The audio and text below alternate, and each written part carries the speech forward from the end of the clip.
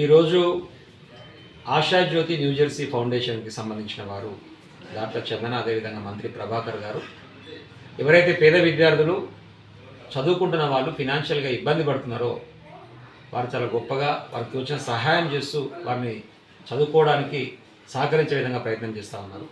దానికి సంబంధించి ఇక్కడ వేణుగారు వాళ్ళని కోఆర్డినేట్ చేస్తూ వాళ్ళ ఫౌండేషన్ తరఫున ఇప్పటికే దాదాపు 40 మంది విద్యార్థులను వాళ్ళ ఫౌండేషన్ ద్వారా చదివిస్తూ ఈరోజు ప్రవళిక అదేవిధంగా వంశీ ఇద్దరిని కూడా మెడికల్ స్టూడెంట్స్ని వారు ఫీజు కట్టి చదివిస్తామని ముందుకు వచ్చారు.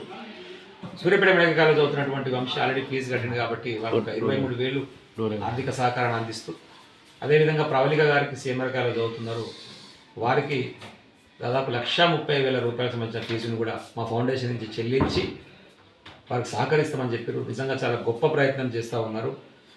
అదేవిధంగా ఆ చెక్కుల పంపిణీని నా చేతుల మీదకి వెళ్ళి అందించడం కూడా నిజంగా నేను చాలా గొప్ప అదృష్టవంతంగా భావిస్తూ ఉన్నా.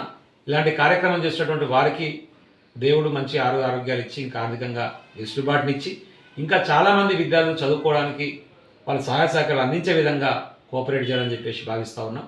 వారు ఇచ్చినటువంటి అవకాశాన్ని అందిపుచ్చుకొని వంశీ గారు కానివ్వండి, ప్రవళిక గారు కానివ్వండి బాగా చదివి వారికి కూడా పేరు తెచ్చే విధంగా, పేరు నిలబెట్టే విధంగా, మేము చేసిన పనికి ఒక ఫలితం దక్కిందనే విధంగా మీరు కూడా చదువుకుంటే ఇంకా 10 మందికి మంచి అయినటువంటి ఆలోచన వారికి కూడా వస్తుంది. కాబట్టి ఒక మంచి కార్యక్రమంలో భాగస్వామైనటువంటి చందన గారికి, ప్రభాకర్ గారికి విద్యార్థుల తరఫున, నా తరఫున హృదయపూర్వకమైనటువంటి ధన్యవాదాలు తెలియజేస్తాం.